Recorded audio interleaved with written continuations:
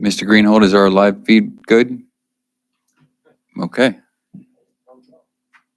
I'm going to call this meeting to order on 3/13 at 7:04, it looks like. I'll go right to, we did not have a need for an executive session. However, I do want to take this. Yes, we did. We did. We did. Yes, sorry. Jumped the gun. We just finished one. It was an hour and a half. We covered personnel matters and advice from special counsel and student discipline, yes. I was jumping the gun to get to the point to apologize to those that went to look for our last meeting live stream, as that did not go out. We had technical difficulties. We were unable to get the audio and video to feed to YouTube. So after trying for 20 minutes, we failed, and we have reached out to ask our director of IT, who is here in the back managing us, that we figure out what our technical difficulties are going forward so we don't run into those issues. So again, I apologize to the public who was unable to watch that, but we are striving to do better. Yes, there are still minutes that that record what we do, as they always have been. We have always strived to reach that live streaming standard. All right, moving on, Pledge of Allegiance, Mr. Gelsinger. Allegiance to the flag of the United States of America and to the republic for which it stands, one nation, under God, indivisible, with liberty and justice for all.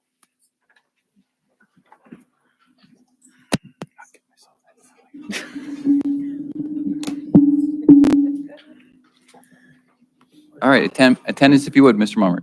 Mrs. Bauer. Here. Mr. Beard. Here. Mrs. Brennan. Here. Mr. Galzella. Here. Mr. Gelsinger. Here. Mr. Leidy. Here.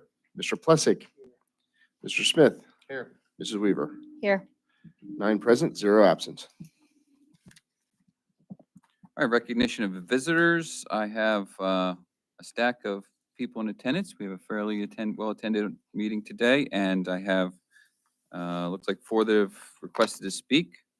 I'll start with, before I get to that, additions to deletions, modifications to the agenda. Did anyone have anything? No? Okay. And then hearing a person who wishes to address the board related to agenda-related items. So we'll start with Mr. Allport. Good evening. Just like to offer an opening prayer. So if you bow your heads. Father God, I thank you so much for this day. And I just thank you for the opportunity to serve our community. And I just pray your blessing upon the proceedings this evening. I pray that you open our hearts and our minds to all the issues before us. And I pray that you help us set aside our own selfish ambitions and consider what we want for the children or what is best for the children as they go through our education system. And Lord, I pray that in all things that you are glorified by our actions tonight. And in the name of Jesus, I pray. Amen. Thank you.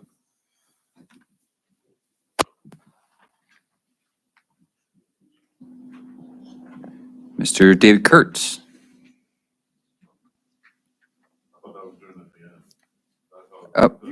You can go to the end. Yes, that's fine. We'll put you back there. Yep. Yes, I will remind the audience that our solicitor just reminded me that you only get one opportunity to speak, either the beginning or the end. So thank you. This is at the end as well. Ms. Linda Terlizzi, it doesn't indicate, yes, it does, following agenda item. So that's scratched out, however, and it says, ma'am, would you like to speak at the beginning or the end? So beginning is agenda-related items at the, okay, then I'd ask you to speak at the end.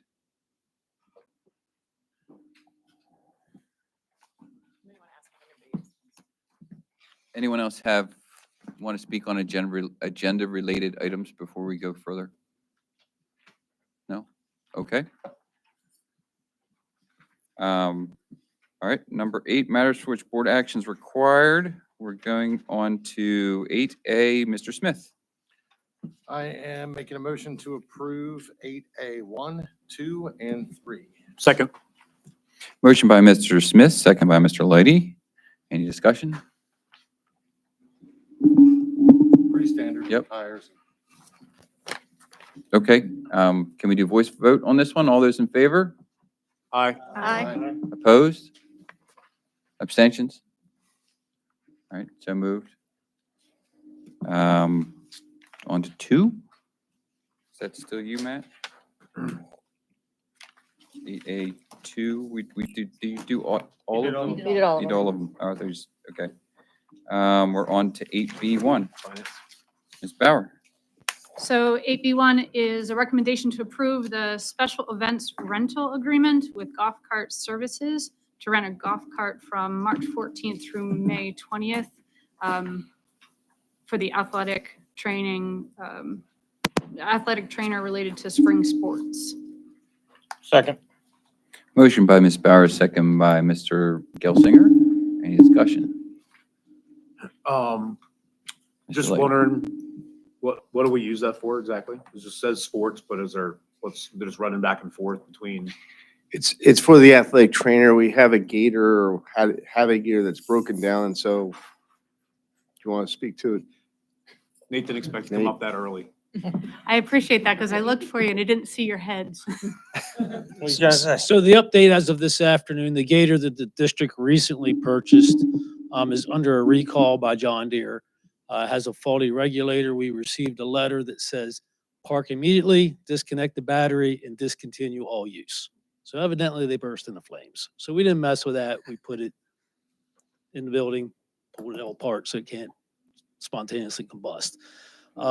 So I think what our athletic director is attempting to do is rent a golf cart to fill in that gap. Because these vehicles are used pretty hard by our trainers, especially for the after-school sports. Baseball, lacrosse, whatever all's going on, track, they're all over this campus. So it gives them a way to transport, particularly ice, water, emergency first aid, and check on students and teams. Is it electric? It's an electric vehicle or just the electrical system? I think it's the electrical system. It's the voltage regulator. We called the manufacturer we called John Deere. So where are we at with this thing? Because the last we were told, they're working on a fix. They expect to have voltage regulators this spring sometime, which transpired this proposed transaction. They told us this afternoon that they've figured out their fix. They're in the process of manufacturing the fix, and they're hoping by the end of the month to have pieces in hand. And since we're a school and rely upon them, they'll put us on the top of the list. But that's all. I don't know if you can take any of that to the bank. Well, and did we reach out to them or did they offer to accommodate? I mean, if you have a car that goes in the shop for a recall, that they pay for a We replacement? asked that question. They said, we can't do a full accommodation. Their statement was the rental that you're getting now is already at a reduced rate. So I they're don't giving us the have any, rental. I don't have any reference on that, but that's, John Deere is offering this rental then at a reduced rate. that's my understanding. Okay. Still seems like a lot for 6 days. I don't know about the golf cart. I wasn't involved in this agreement. It's got 4 wheels. It's important clarification. Thank you. All right, any other Okay. questions? No? All right. Okay. Thank you, Mr. Osborne. Yes. In the second page of the contract, yes. Okay, that concludes discussion. I guess we'll approve the expenditure by vote. Roll call. Mrs. Bauer, Yes. Mr. Beard, Yes. Mrs. Brennan, Yes. Mr. Gelsinger, Yes. Mr. Lighty, Yes. Mr. Plessick, Yes. Mr. Smith, Yes. Mrs. Weaver, Yes. Mr. Galzella. Yes. 9 yes, 0 no. Okay, going on to 8C1, Ms. Weaver. Okay. Is there anything anybody wants me to break out? Sometimes this is kind of a mixed bag. I'm good to do all three? Okay, just want to make sure. I'd like to make a recommendation to approve items 8C1, 2, and 3. Number 1 being a recommendation to approve a bilingual evaluation agreement and addendum between Southwestern School District and Jessica Betancourt Perez, school psychologist, to provide standardized assessments of ability and achievement in the Spanish language, written report in English, and deliver interpretation of results in the meeting effective February 15th, 2024, at a rate of $1,500 for the service listed. Number 2, a recommendation to approve the request for one of our students to be granted early graduation effective immediately, having satisfactorily completed all state and local requirements prior to the end of the school year. And number 3, a recommendation to approve the request from the Future Business Leaders of America, also known as the FBLA, for an overnight trip from April 8th to April 10th to attend the FBLA State Leadership Conference and State Competition at Hershey Lodge, Hershey, PA. The trip would involve 9 students and 1 advisor. So I just had a, We have to second. Motion, Second. Motion by Ms. Weaver, second by Mr. Gelsinger. Now discussion. I just had a question as to this evaluation. It looks like it's for one person. Is there multiple? Is it just, this is, we're evaluating just one person, Yep, 1 student. and that's a standard rate, 1,500. That's a You say that's a steal? 3 to 5 minutes. To be honest, I didn't look up or seek anyone beyond Ms. Betancourt Perez for this particular eval. We've used her for probably the last year and a half or so. When we did seek her out initially, it was hard to find somebody who was available. It is a service that is pretty specialized. It's hard to find somebody to do it. Prior to her, we did attempt to use the IU. The IU no longer has that service available to us. She is local in York County. She has done quite a few evals for us. At the time, the rate was very competitive. I can't imagine that has changed in the last year and a half. So I think it's a good rate. She provides a good service. We do require this several times a year. We're able to call on her, and she's always been able to come through. She's actually going to do the evaluation for us on a Saturday to accommodate everyone's needs. So she's pretty flexible. I would recommend that we continue to use her if we're able. Okay. I don't really have a discussion item. I just wanted to wish the FBLA kiddos good luck. My understanding is we do very, very well. That club does very, very well. So as long as we all agree to it, I can't wait to see what they can do. I also wanted to thank Mr. Winters and some of our high school teachers. We've challenged them to give us a little bit more information on some of these trips, and they were very accommodating. They set up a whole new format for us to follow requests for monetary and what we're doing to make sure that we're following safety protocols and everything. So I appreciate the high school for accommodating that. Thank you very much. Okay, I'm going to call discussion closed. We can go to vote. Mr. Beard, Yes. Mrs. Brennan, Yes. Mr. Gelsinger, Yes. Mr. Leidy, Yes. Mr. Plessick, Yes. Mr. Smith, Yes. Mrs. Weaver, Yes, Mrs. Bauer, Yes. Mr. Galzella. Yes. 9 yes, 0 no. All right, 8D1, Mr. Plessick. Right. I'd like to make a motion for 8D, 1, 2, 3, and 4. The first one is a list of projects. Number 2 is the table that we're sitting at, I guess the replacement for that. Number 3 is the pay bills for the high school renovation. And 4 is the G-Force contract. Second.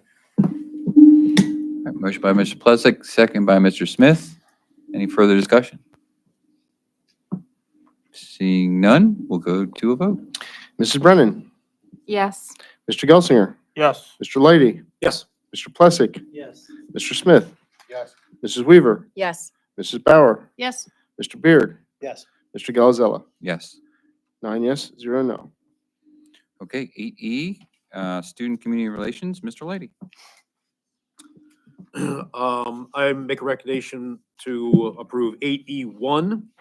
And it is for the marching band to use the auditorium on a Sunday. No fees, pay organization. Motion by Mr. Lady, second by Mr. Plessick. Any discussion? Okay, voice vote, all in favor? Aye. All opposed? Abstentions? Passes.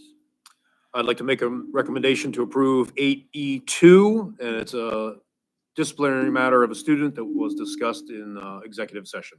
Second. Motion by Mr. Lady, second by Mr. Smith. Any discussion? None, as normal for student discipline. Vote, please. Mr. Gelsinger, Yes. Mr. Lighty, Yes. Mr. Plessick, No. Mr. Smith, Yes. Mrs. Weaver, Yes. Mrs. Bauer, Yes. Mr. Beard, Yes. Mrs. Brennan, Yes. Mr. Galzella. Yes. 8 yes, 1 no. Okay, moving on, 8F1, that'd be me. Recommendation to approve tentative adoption of policy 123.1, sex-based distinctions in athletics. I have a brief statement here. Second. Thank you. Motion by me, second by Mr. Smith. I'm pleased to present this report detailing the positive impact of the newly implemented, oh, wait, I'm sorry. I'm reading the wrong thing here.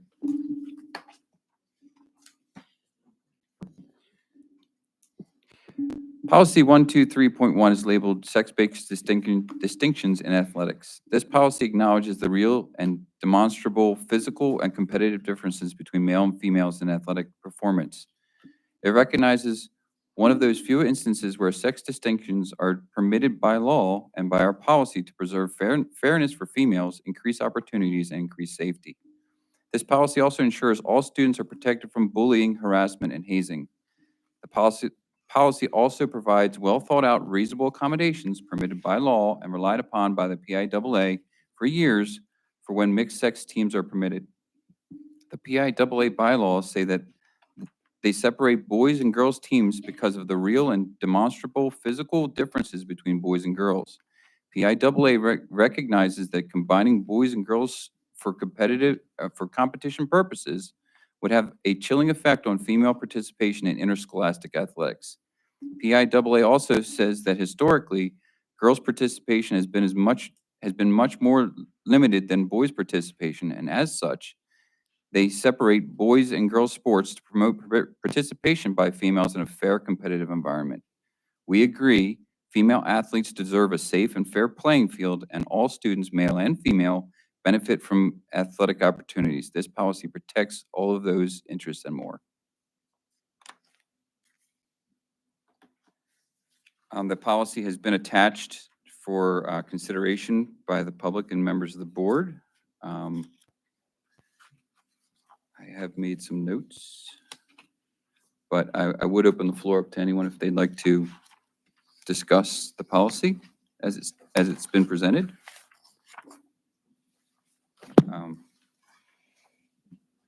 No? Okay. have- Special counsel advised that when we look through it, almost word for word, PIAA guidelines that have been in place for years. So there's a lot of citations to federal and state laws, and also the reference to PIAA rules. So the way the discussion went through, I'm satisfied with the wording.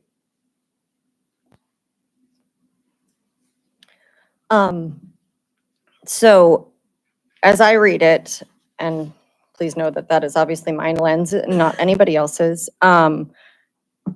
The policy that you're putting forth right now, sex-based distinctions in athletics, is piggybacking on the policy that we discussed at the last meeting that went through tentative adoption, as far as its understanding of how terms are described.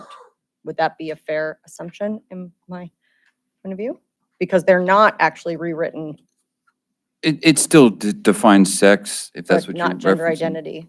I'm just assuming that's why the first one went through first. Okay, so if that is correct, and then I think the policy we currently have, which is policy 123 interscholastic athletics, covers what the new policy does. Under number 3 in the authority, it says, this is our existing policy. It shall be the policy of the board to offer opportunities for participation in interscholastic athletic programs to male and female students on as equal a basis as is practical and without discrimination and in accordance with law and regulations. So for this policy, because we're not talking about the policy that was passed tentatively before, we're solely speaking of this policy, I feel like the policy we have in place covers it. That's my point of view. Generally, I would agree with you that less verbiage is better. But I think in this case, we needed more distinction. We needed a broader scope to move forward with the changing environment of our social structure. And I think that's what this policy does. But I can definitely agree with you that simple is often the best way to go. I just think we needed further explanation that we have right here in this new one, 123.1.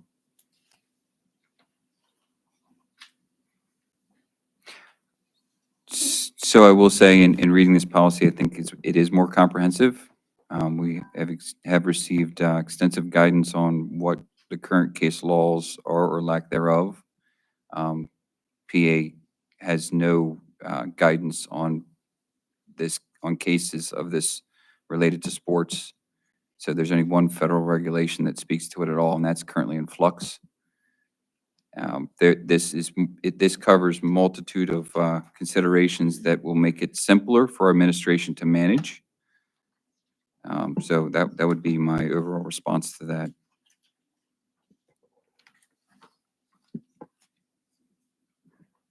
So if there's no other discussion, roll call vote, please.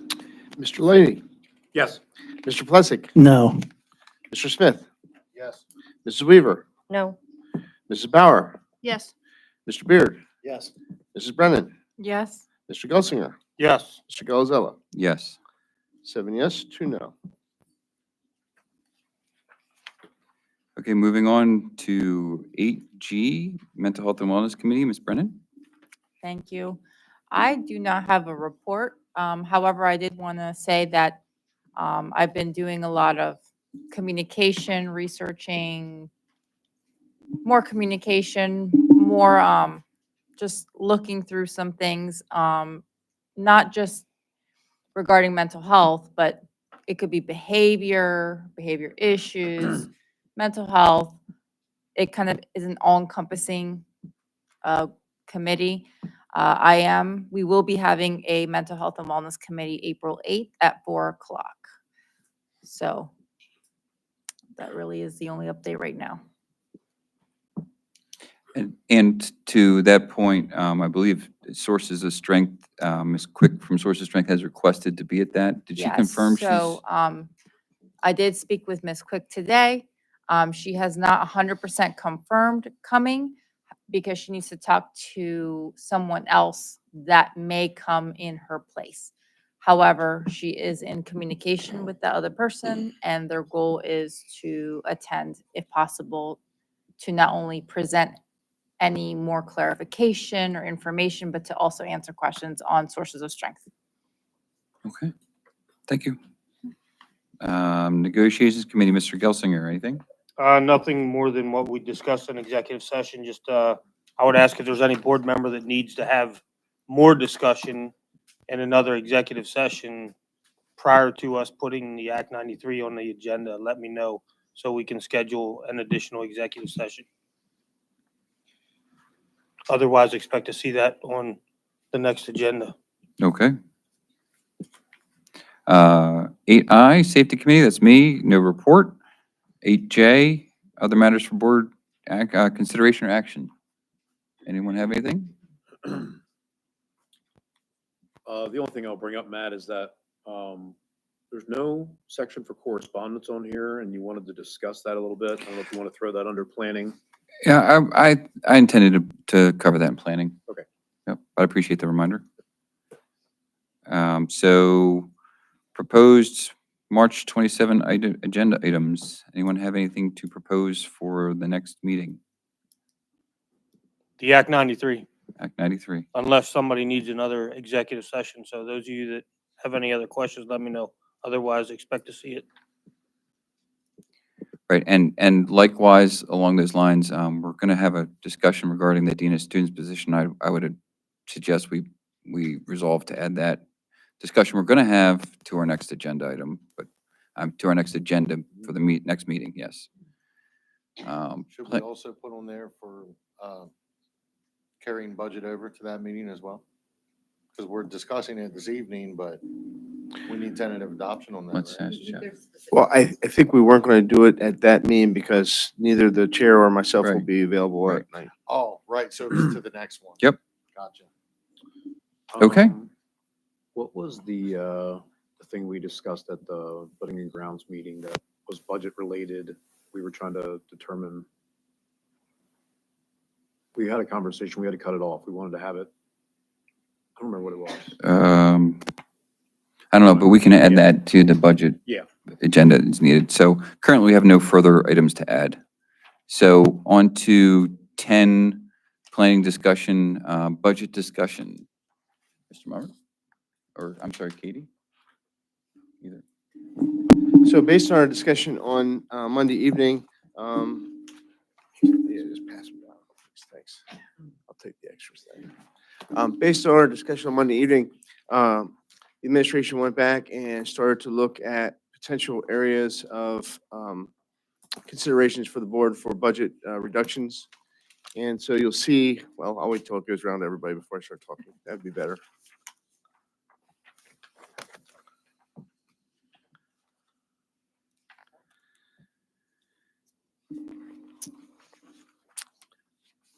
So what you'll see, at the top of that list, above the dark or shaded line, is 5 items that we consider to be the low-hanging fruit that you folks were looking for, to consider, at least, for making some budget adjustments.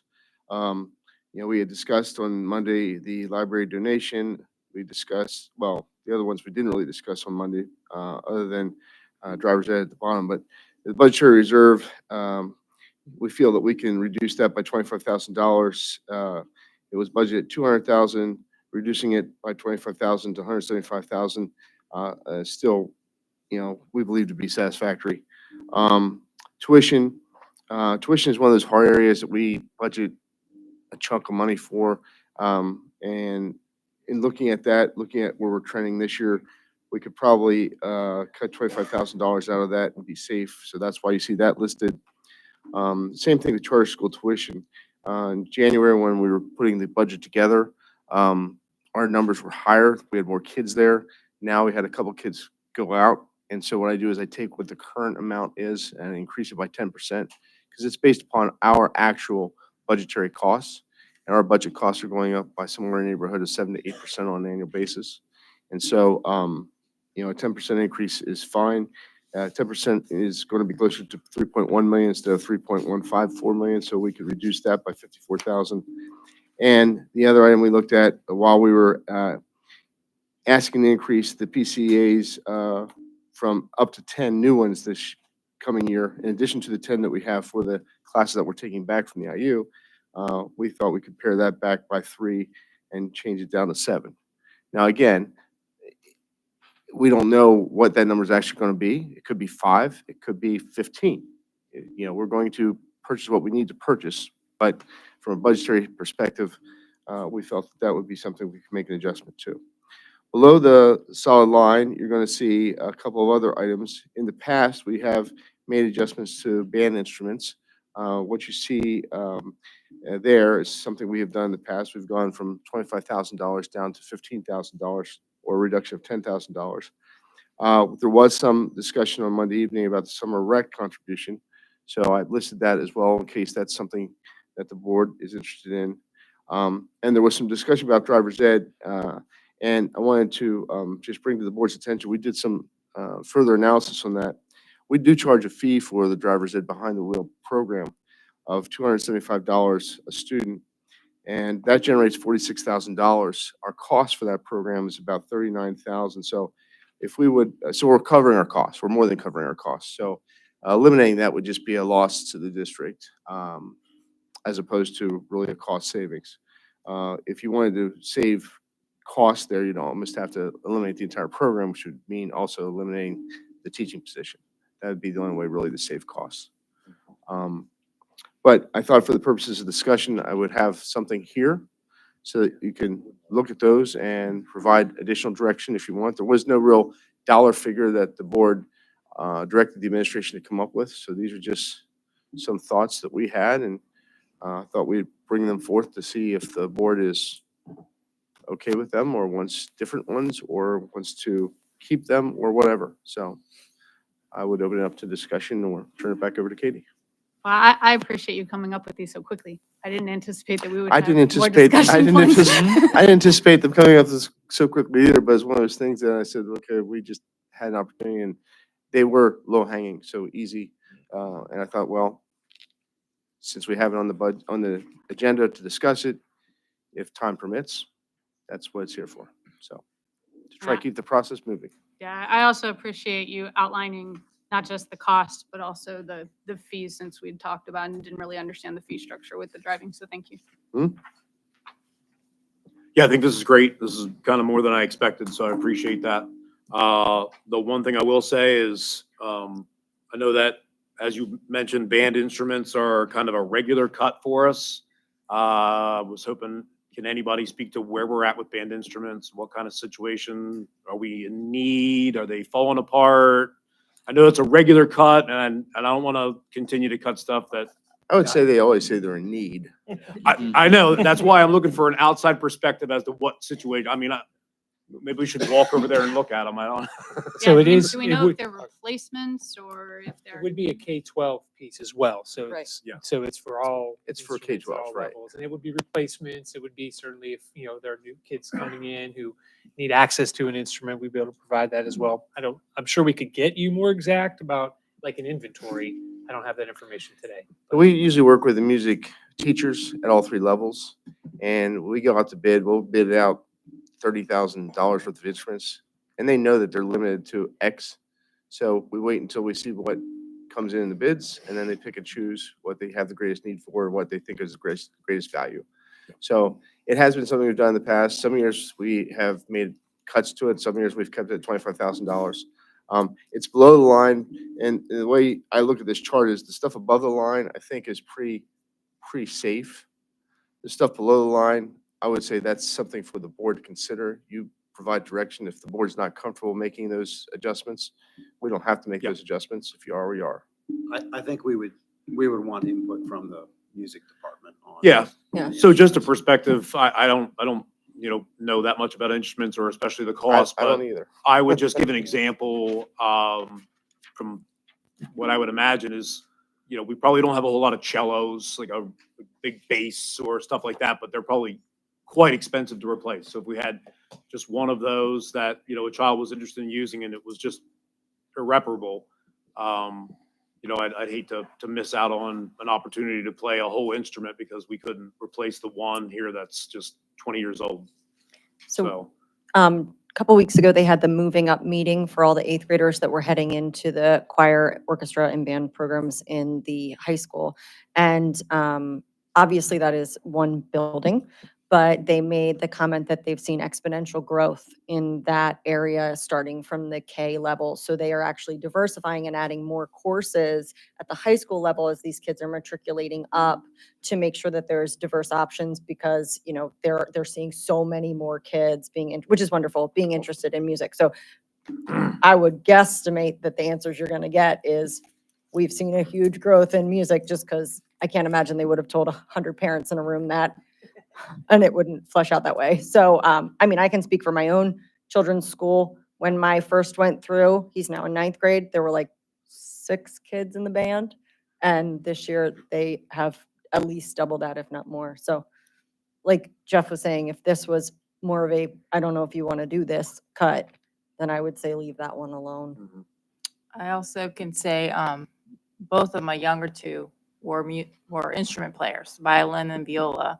And while they both started playing, not to middle school, one's graduated, one's in high school now, but they didn't really know what they wanted to play. It was kind of like, I want to play something, I don't know what.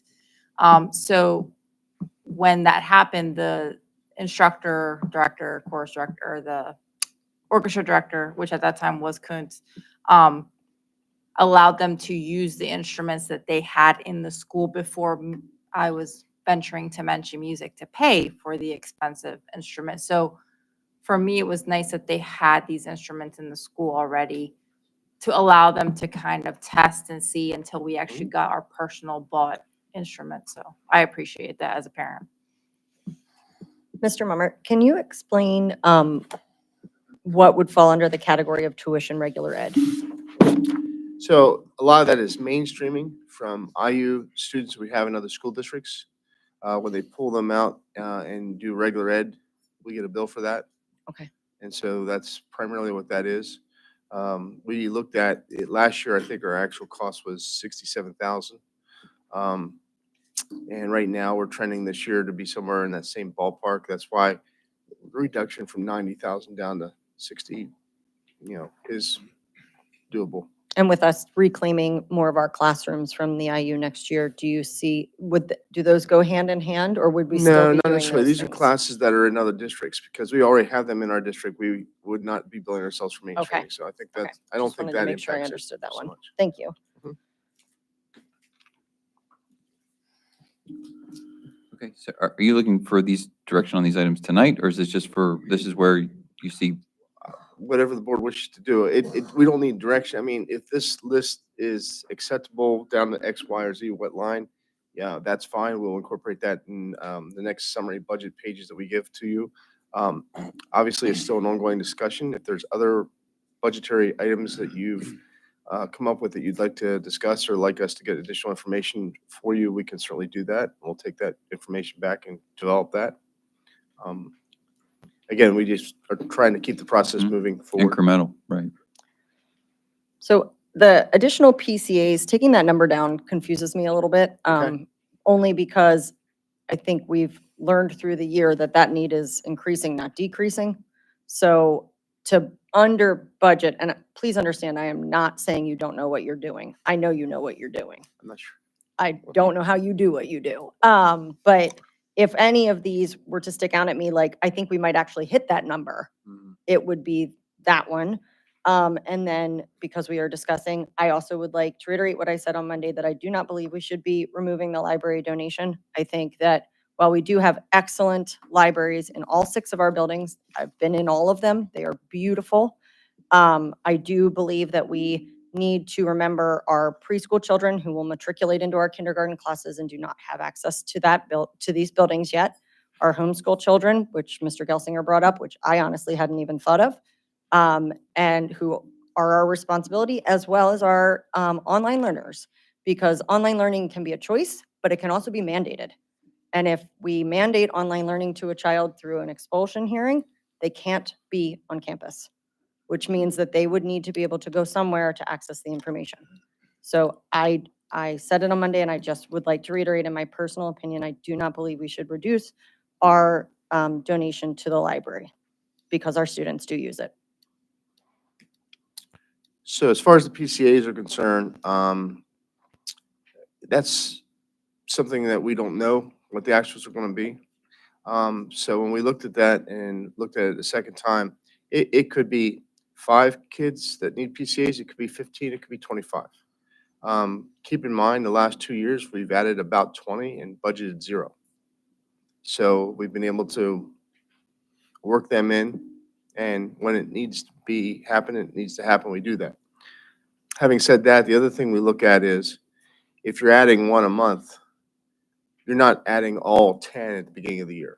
So my guess is that even if we ended up with 10, the cost would reflect more like 7 or 6, because until you add them in throughout the course of the year, you're not really doing it. So there's 2 ways of budgeting for that.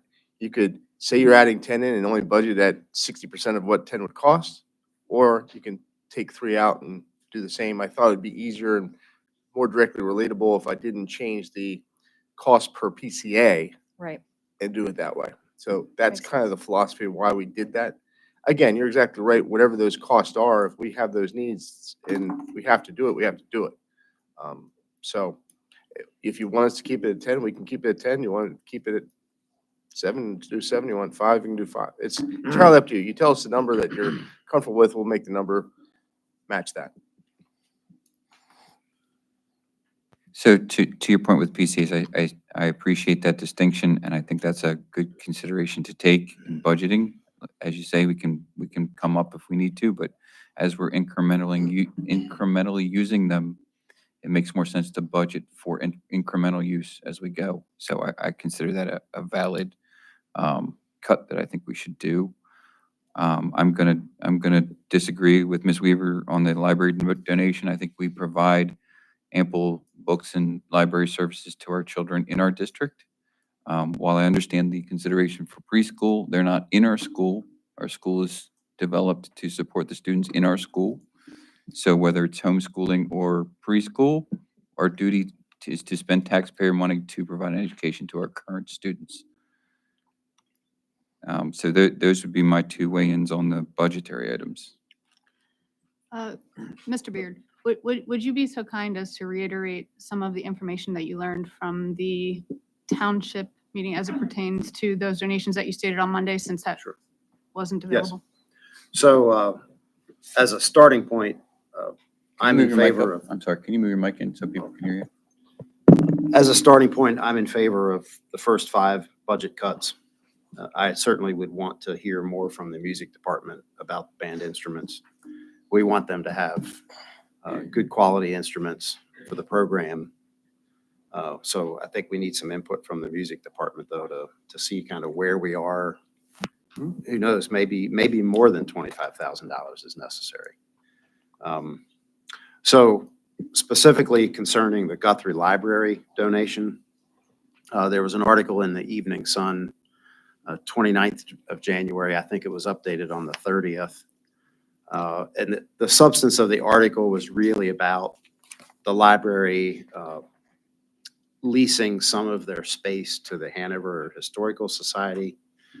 That's not really relevant to this discussion, but inside of that article, there was a paragraph or so about the contributions, like how the library is funded and the contributions that the library receives from surrounding school districts as well as municipalities. Specifically as it relates to this school district, both Penn Township, West Manheim Township, and Manheim Township all were cited in that article as contributing to the library for the benefit of the general population. In my opinion, that's why that library exists, for the benefit of the general population. And I think our 3 townships are already kind of covering that financial base. So I don't see a need why the district, and the district exists for, K through 12. I think that's one area that we could cut. But again, the Evening Sun, January 29th and 30th was the article that, and I'm taking those dollar amounts as accurate. I think it was around $50,000 that Penn Township is contributing, around 7,000 or 8,000 that West Manheim is contributing. It did not give a total contribution for Manheim Township. It said $5.70 per household. And I think there's around 1,200 households in Manheim Township, and so somewhere in the neighborhood of $6,000 to $7,000 is appears to be what Manheim Township is contributing. So, Thank you. I'd agree. Me personally, I think the first 5 are absolutely should be cut. I mean, obviously, we're going to trust Mr. Mummer with the PCA count and try to go that way. But I did think about the homeschool kids originally. Whenever we had the discussion, I went home at night and really thought about it. And I don't feel it's our responsibility to donate to anybody on behalf of our taxpayers. If they want to donate, they should reach out to the taxpayers individually, and every one of them can donate, especially whenever we heard the numbers that our townships are already donating.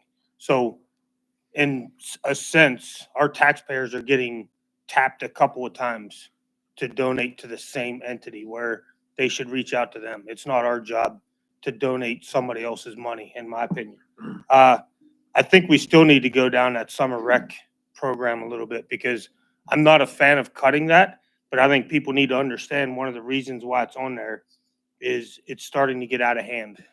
And it's starting to cost the taxpayers more money with the requirement, can I say what the requirement is? With the requirement of having a paid nurse on staff for that program, which added another $10,000. And we can't limit the number of kids to it. So either one, it's gonna end up being an outside entity running the organization. And the kids pay for their summer camps, like I pay for my daughter's summer camps, and I think a lot of other people pay for their own kids' summer camps. So to me, I don't think a taxpayer should have to pay for somebody else's kid's summer camp, but I'm not against looking at some way to try to fund some of it to help it out, to make it cheaper for our taxpayers. So, Dr. Dalton, on Monday, I did not have the answer directly because I didn't want to speak incorrectly. It was only last year that we first introduced the nurse into the program because it was determined that that absolutely needed to happen.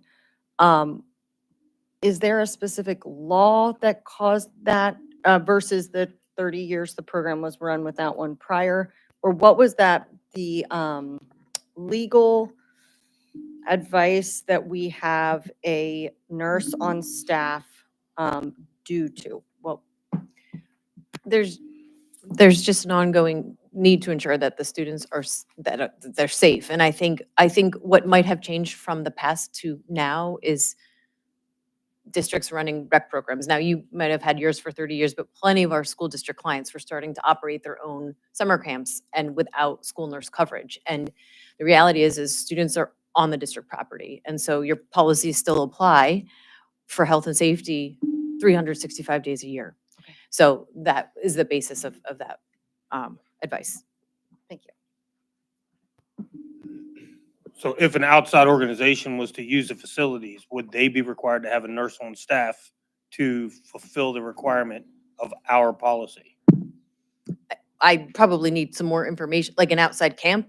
Yeah, I mean, it depends when you say outside entity, because you have your policy 707 with facility use, and I think it would depend on what the program is and ensuring safety. Now, sometimes the contract might waive liability for a Like, for example, if the YWCA were to operate a program, like they have in the Yeah. past in our Yeah, buildings if for the- childcare stuff. So if the YWCA, they're probably going to have their own summer camp regulations anyway, which would absolutely, as I haven't looked at YWCA summer camp regulations lately, but it would require a school nurse to be available. Do we have nurses at athletic practices, like lacrosse or wrestling, or We have athletic trainers. that are trained in first aid, Yeah, CPR? that we contract with OSS to have an athletic trainer here, and we also have an athletic trainer on staff. Is athletic trainer a higher or lower cost than a nurse? Sorry? Athletic trainers, are they higher or lower cost than a nurse?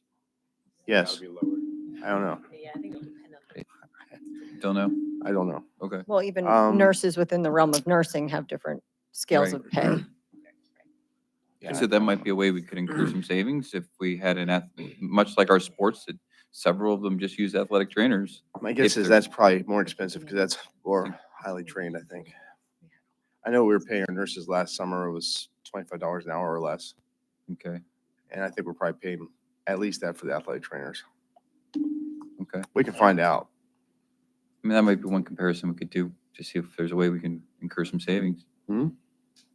Well, and just so everybody knows, like, we can't even ask somebody to donate their time to be the nurse at these things. It falls under which Fair Labor Fair Law. Labor Standards Act. So we have to pay them, which is a cost to the taxpayer. My concerns some would be similar to what Director Gelsinger said. I don't see her here, but I believe we should get some input from Lori Billman on that, see what she thinks about the summer rec program, since I believe she's still runs that. So I've definitely get some input from her on that to see, kind of weigh those pros and cons and see, because like Director Gelsinger said, it's questionable. Should the taxpayers be paying for daycare or, however you want to compare it? So the other one, my other concern is the top of the list, those cuts I agree with the cuts on the top of that list. It is just under 300,000, so it's not a lot of money when we're talking a $90 million budget. It's not a lot, but Jeff is very smart and he's very good at what he does. And that is why we don't have a tax increase this year, because he's making sure things are where they need to be. So when it comes to those cuts, if that is a recommendation that he says that is doable, I would agree with those cuts, to make sure that certain things are allocated at certain places. He does a lot of him and Doug do a lot of things. And I kind of trust their input on that. Now, the Guthrie Library discussion, I would echo some of what Director Beard said on that. It doesn't really seem fair to double dip and triple dip on taxpayers. It really doesn't. If that is the case, There is, sorry, I apologize. there is a concern of mine where when we look behind the scenes, not just the money already going there, we look behind the scenes. In recent months, Guthrie Library has gone through. Now, anybody can correct me if I'm wrong on this, but this is the way I understand it. They've gone through books electronically, what hasn't been checked out in X amount of time. And they removed all the books from the library. Most of those that weren't checked out that they removed were about World War II. World War II is very important history of the world. At any point in time, anybody can go into that library and want to look and see those pictures. There's actual stories about World War II, and they won't find them. So my concern is them actually removing historical record for whatever reason, I don't know. But curating a library, you would think important world history would stay. So contributing, double dipping on taxpayers, and they may possibly be removing history, I can't support that. Honestly, I can't, not in good conscience. So with everything going on lately, I'm going to agree with this cut list. So that's all I have on that. Okay. Have you waited on the cuts? Yes, I just wanted to make a comment. Okay. And first, I do apologize for interrupting you. Summer rec contribution is also funded by the townships. So if your comment to double dipping for the library is true, I just wanted to make sure it's on the record that it's also true for the summer recreation program. They do, all the townships do pitch in for that as well. And related to your summer rec, I think having Ms. Billman come in and speak to it would Yeah. probably help us. Administration will be here for the last meeting of the month, as is typical per their schedule. Can I just get some clarification from Mrs. Billman? What Yeah. would you like her to speak to about summer rec? Are there some specific items that would Well, be important to I would hear? start with past year's enrollments, whether they've gone up or down or stayed the same. Jeff knows all They've these been answers. pretty static. They've been between 100 and 140 kids.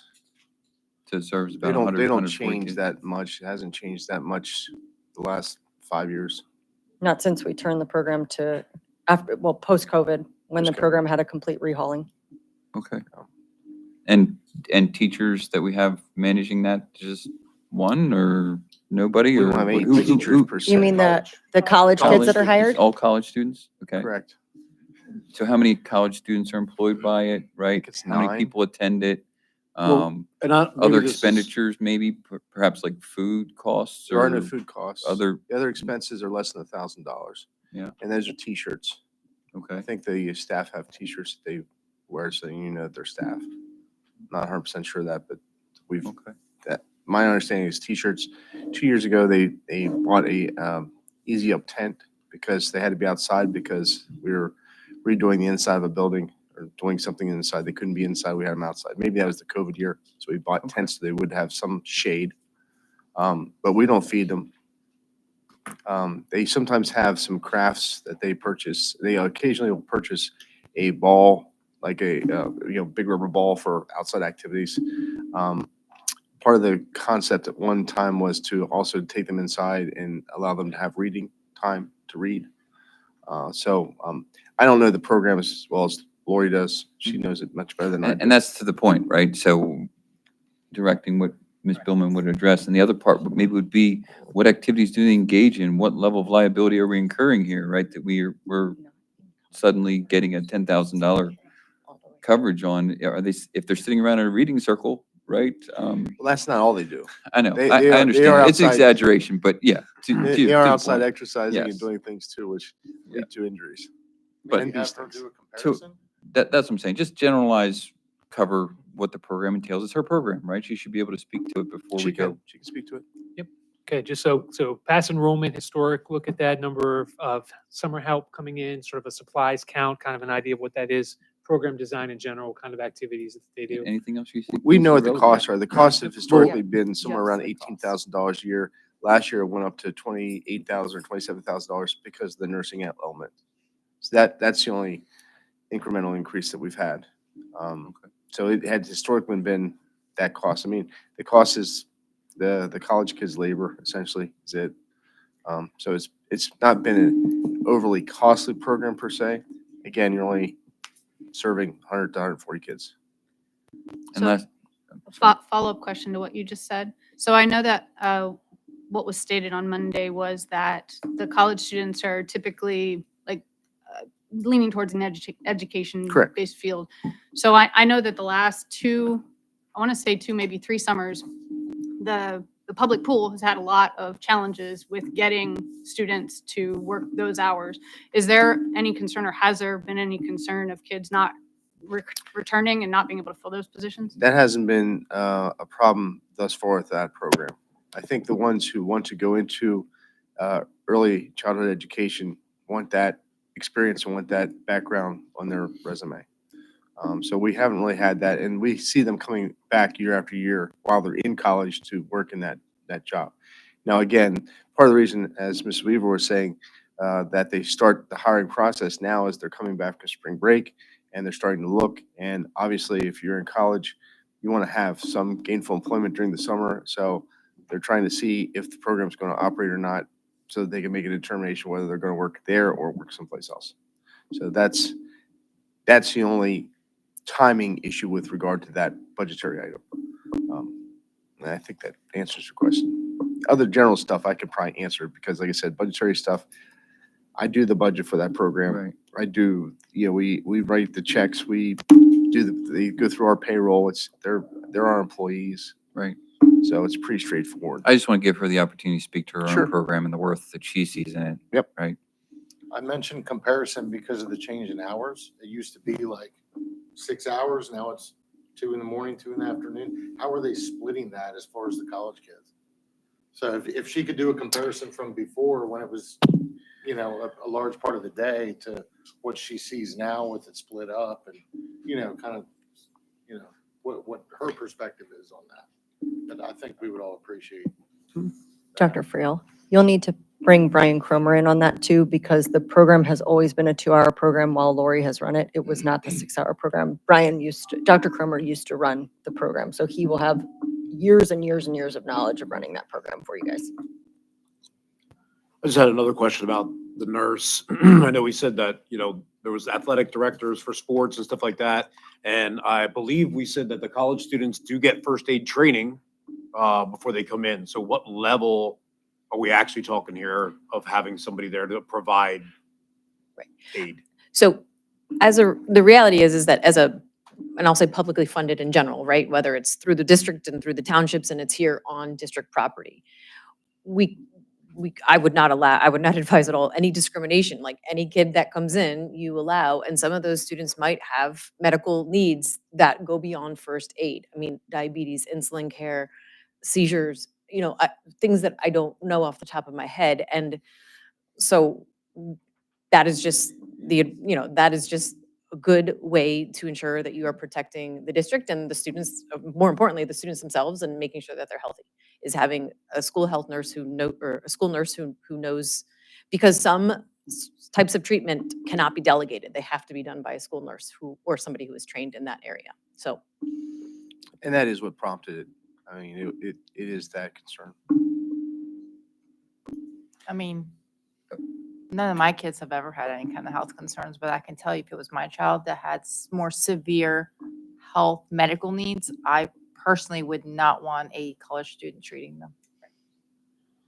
That's my personal opinion too. So. Okay, so I'm going to just wrap up. We've discussed it. We have Ms. Billman coming in and possibly Dr. Cromer as well to address it further. I feel like we can move past this issue and, this budget discussion, I should say. And let's go on to 10. Do we finish up direction for Mr. Mummer? I think Did you get adequate direction on where So- we were? so- I'll weigh in on my opinion. I didn't give you yet. I'm Okay. cool with the top 5 dropping, and I'd like That's more fine. information about all the bottom 3, All except right. for driving. Obviously, we're gonna keep that one, I think.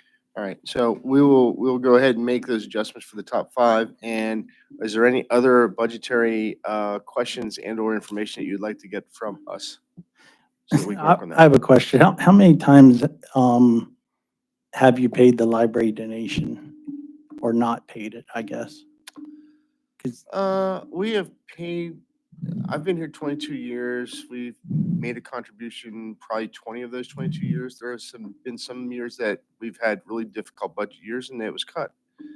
We've had some years where we had challenging budget years and we cut it in half or cut it into a quarter of what it was before, but we made something.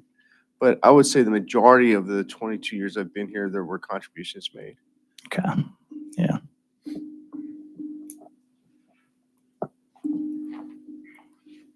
Mr. Beard? I would ask that we give some consideration. I think the facilities maintenance was considering the procurement of a new plow truck. So either tonight or at a different time, if you could kind of give us a little rundown on that. You know, what might be the impact if we were to defer that purchase a year or 2? So the truck we've asked to place on the budget this year is a 2000 Chevy. It's got 162,000 miles on it. It also it has our bucket lift on it and utility bed. The utility bed's rusted out. There's holes in the bottom of the toolboxes. They can't keep tools in it anymore. We're having electrical problems. You know, it's a truck that's coming up on 25 years old with a pile of miles. And the hop, skip, and jumping around a school environment's not like going out in the highway and running. So I feel we beat this truck. We don't beat it. We take care of our stuff. That's how we get the many miles. But it's getting to the end. I guess the repercussion, if we put it off, in my mind, last year, we kind of had 2 trucks we would have liked to replace. This truck that we're speaking about tonight and the 97 that we did replace, which was even older yet. So if we delay this truck another year, we're pushing something off it's been coming. The trucks right behind it, the district operates, it's either 14 or 15 trucks in the maintenance department, grounds department. This truck next in line, I have a 2003 and a 2006. It's actually probably in worse shape than the 2003. So when you think about having 14, 15 trucks out there rotating and you want to try to keep an even cash flow and keep your equipment up to snuff, you can't skip too many years or your trucks all end up being 30 years old. It's kind of like our school buses. And then the other part to remember is I also tried to intermix that with our tractors. With the grounds department, we have another 20 tractors, which not necessarily as expensive as a truck. Some of them can be, most of them aren't. But we have another 20 tractors, and we're also trying to balance that equipment replacement cycle with, so we don't have a year where all of a sudden I'm standing here in front of you saying, I've got 2 trucks that are down and aren't running, won't pass inspection, and I also have a tractor that the rear end fell out of, and we need to spend $250,000.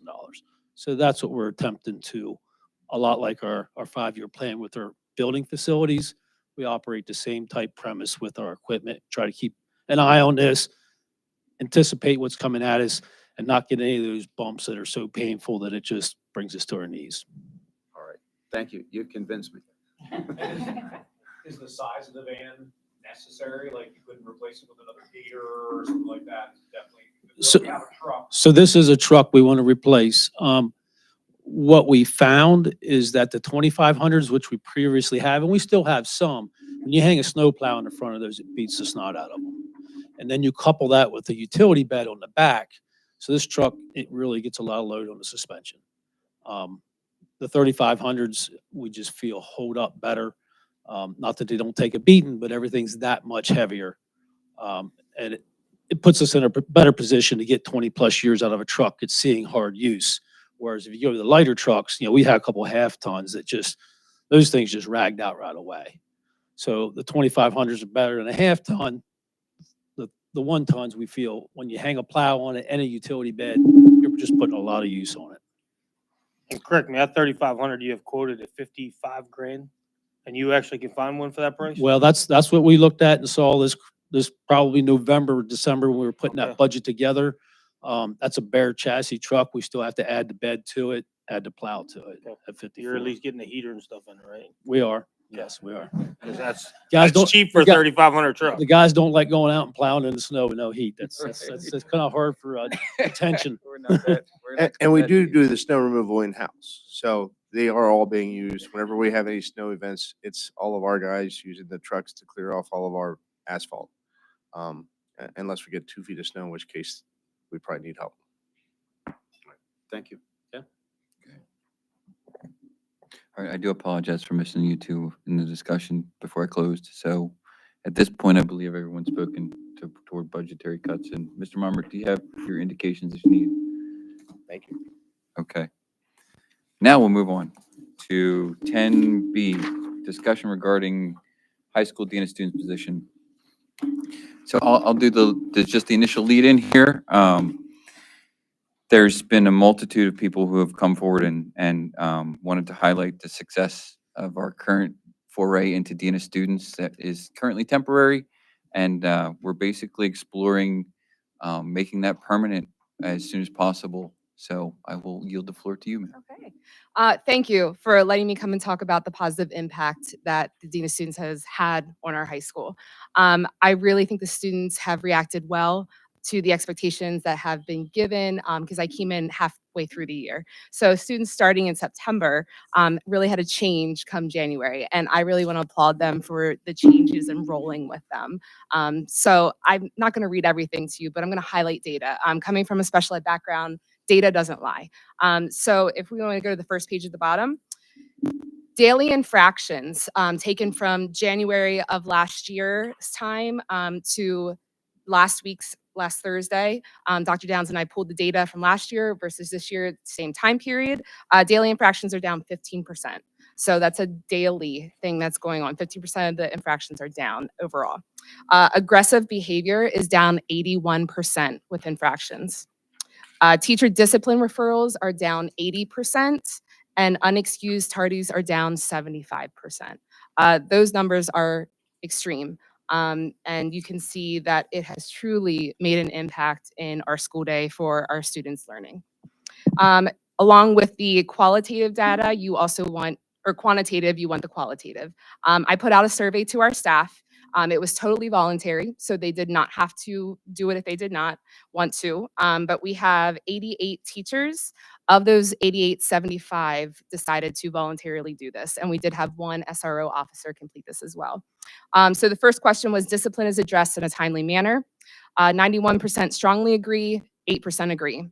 Discipline outcomes are communicated in a timely manner. 83% strongly agree, 16% agree. Overall student behavior has improved. 47% strongly agree, 45% agree. Fifth period class cuts have decreased. 64% strongly agree, 32% agree. Lates to classes have decreased. 51% strongly agree, 43% agree.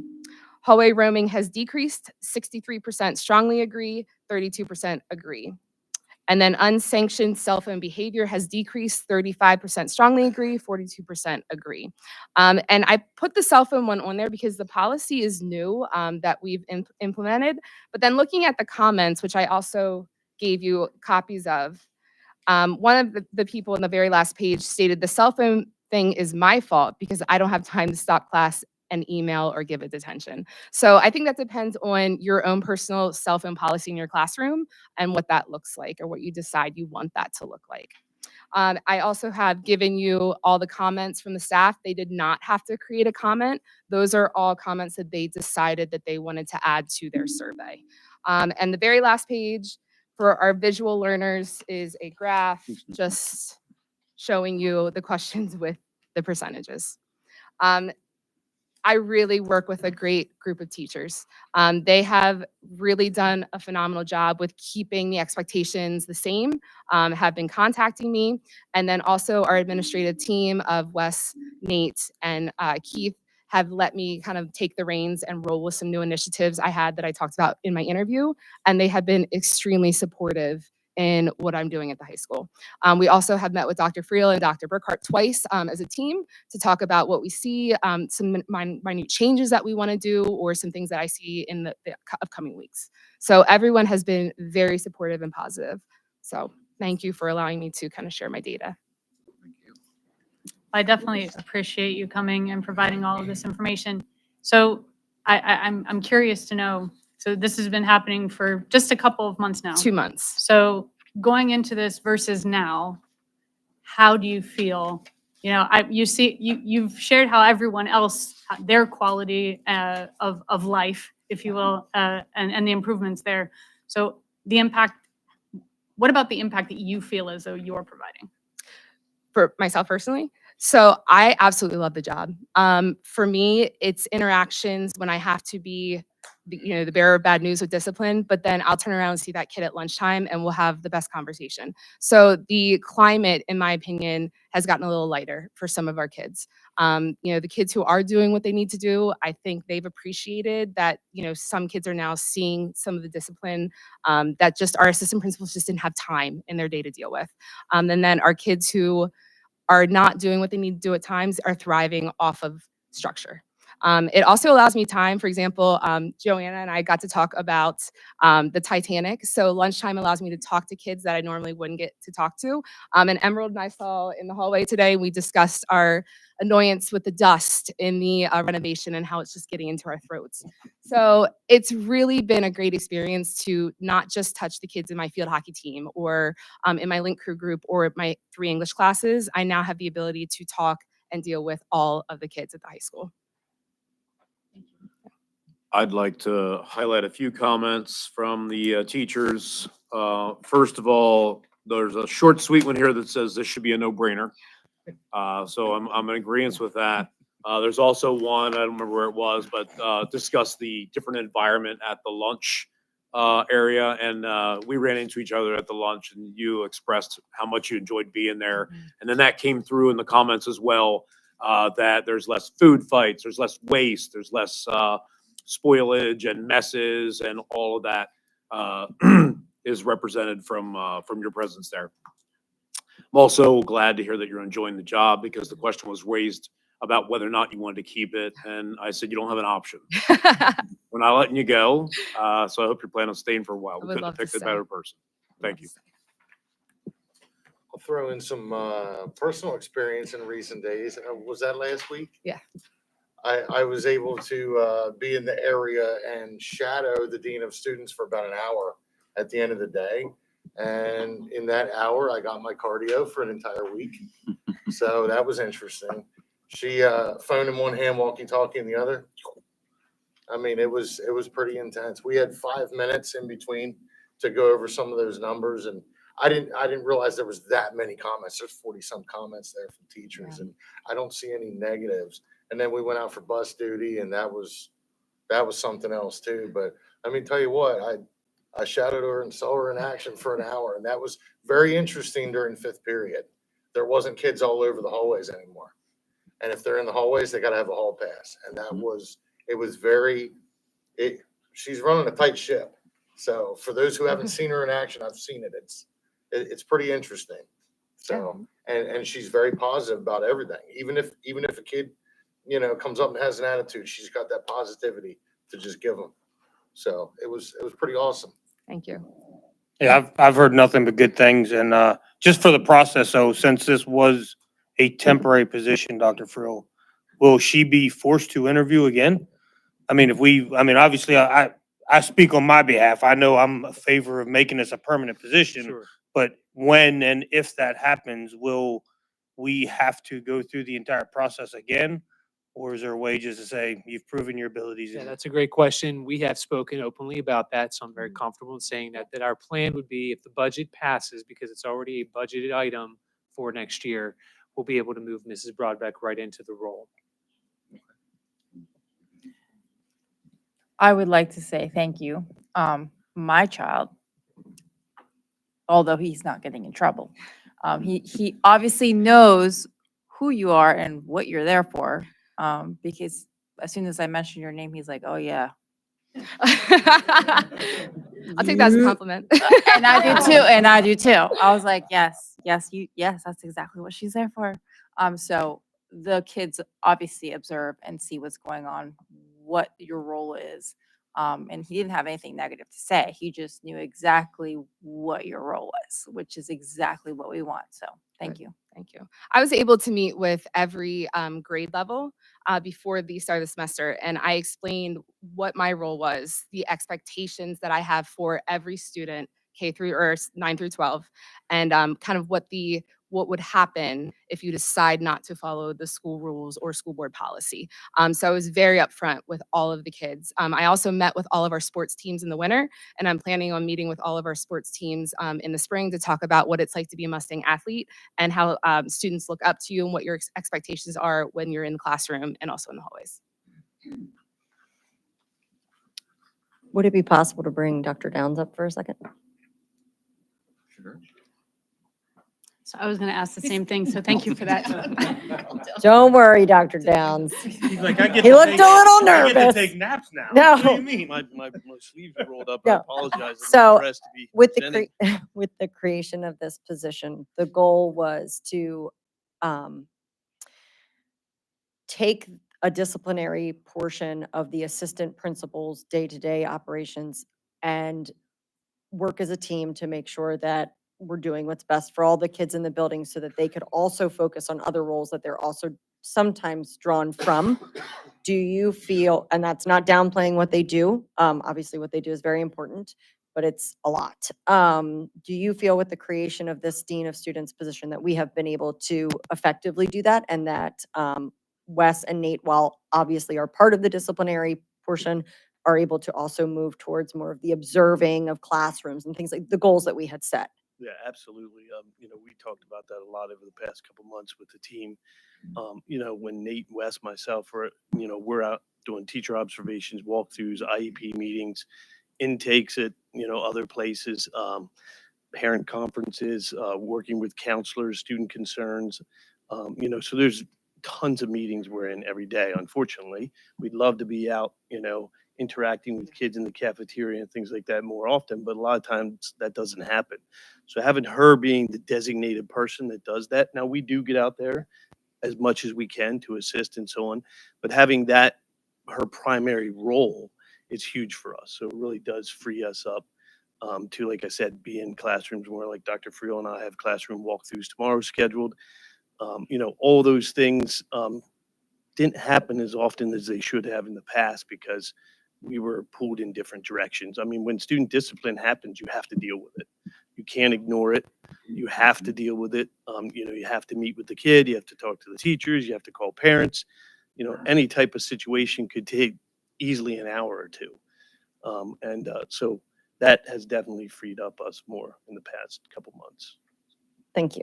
And to put into perspective, I'm going to date myself like he dated the Chevy. I'm a class of 2000 graduate from Southwestern. And back in that time period, we had 2 APs and 1 principal. Think about how much society has changed. Think about how much technology has changed. And we're still running the school right now with 3 people in the office. So it really has made a dramatic impact, especially with just how kids and society has changed in the past 23 years. Yeah, I appreciate what you asked, Ms. Weaver, because I had very similar questions after having a few different discussions. It really has come down to the same thing from administration as well as the staff is there's just always so much, and you have filled the gap that has removed the burden from not feeling as though all needs could be met. And so I appreciate that. So one follow-up question I had, back when this was first being conceptualized, there was a lot of discussion as far as what the job description should say. So I would just encourage that as you're working towards finalization, that you revisit that job description to see if what you've found to be the needs are fulfilled by the job description, just for future reference. And since you went down that road, is it going to alter the job description of your assistant principals if she's taking a heavy workload off of them? No, because she still works hand in hand with Okay. them on discipline. I mean, she knows every day, she's contacting them saying, hey, I have this situation, that situation. So they're still involved. It's just, like I said, she's the first contact now, a lot of times. Can I speak to that too yeah. as well? Just one of the chief differences between a dean of students and an assistant principal is that all principals are evaluated under the framework for leadership. And so those 4 domains of the leadership framework are going to be very specific. They already define what the role of an assistant principal is. There isn't a framework for a dean of students. So that evaluation system is a created system underneath the teachers, for example. So. And to that point, so right now we're in the why and the how. I have three things I want us to consider in that regard, but the why, I don't want to miss out on the opportunity here either. Anytime you can take someone who's excelling in our school system and empower them to do more, I mean, that's a feel-good moment for the board. I mean, there's no better thing than take someone who's good and say, we're going to help you do more. It's just, to that point, first and foremost, adding stability to the kids' lives so they know what the expectations are is huge. Whether you come from a broken home or a home where you might not get as much attention, or whether you come from a stable home, all of them, when they arrive here, seeing the stability you've added is paramount. It just builds from there. It adds towards education. It adds toward discipline. It's just, the effect is phenomenal. So thank you for that. It's also supporting our teachers who have been struggling with the discipline problems while they have over full classrooms to have to do both. Again, it supports that to the function of retaining our teachers who are fed up and don't know how they could possibly manage another day, to have this added in as well. It speaks to that. And then lastly, the outreach that the engagement that you have with the parents, that you go out of your way to contact each parent, that you have a contact with the students to say, this is what's happening to your child. So parents further understand what's going on in the school is also really important. So you're doing so much good. I can't wait to do this. So expulsions are down, teacher support's up. That's the why. Can't speak highly enough towards that. And that leads to the second portion of this is the how. So to my mind, in speaking with Dr. Burkhart, there are 3 things we need to cover here, and that is placement in the organizational chart, where this position would be, whether it's administrative or as a teacher. I think we've discussed and agreed with administration that this is probably a role that's better served as at the level of assistant principal, a 10-month, 225 day position. So that's what we're exploring right now. That's the way we wanted to explore going forward, to see what the legalities of that are and the interactions there. I did speak briefly with the teachers union. They had some concerns about how that impacts the teacher contract. I feel like we can reach a proper resolution there as well. So the organizational chart, and then we have to discuss placement in Act 93 if it becomes administration position. I believe where we, in negotiations considering the contract, where a dean of students would fall, we think at the assistant principal level is a good placement to consider moving forward, with the prohibition that it's a 225-day position, so that gives it an additional distinction as apart from being just an AP. That kind of gives it its own classification. So we just have to figure out where to place that. And then lastly is defining the roles of the dean of students position. We think that's really important because the job you're doing, we do not want to undercut it in any way. So that means we want to make sure that you're not pulled away to administrative meetings that you're not having to attend now, that your role continues to remain the same as it is.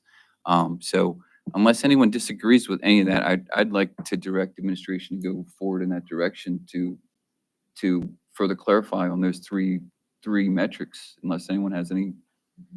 Does that sound good to you as far as that positioning? Because I know it's going to change certain things in your pay scale. Well, but remember, we need to be careful asking her a personal opinion. We're not hiring Tasha for this position. Right. We're making a position, and if Mrs. Broadbeck gets the job, then she will be in the position. But to that point, that considering the job you're doing, I absolutely want your input going into the formulation of what a dean of student position should entail. Well, and I want to highlight, because I did highlight that in kind of what I gave to you all tonight, is, it's crucial that the scope is defined clearly on student interactions and not teacher supervision. Right. That's where you get into the meetings is, these guys are in a lot of meetings due to supervision of adults.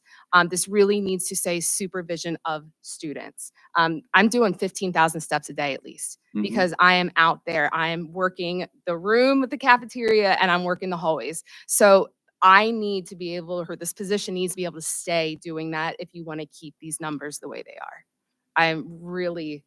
That's really important. And that being said, that's where, and I know it was discussed as far as putting in Act 93 and all of those things, and we're definitely gonna need you guys' input as far as you and Dr. Burkhart, because there's definitely still gonna be a concern of, she's still an X factor in this equation. If she leaves, are those results gonna stay the same? So we're not hiring a dean of students as Mrs. Broadbeck, we're hiring a dean of students position. I mean, there's nothing that says it's required to be admin certified, correct?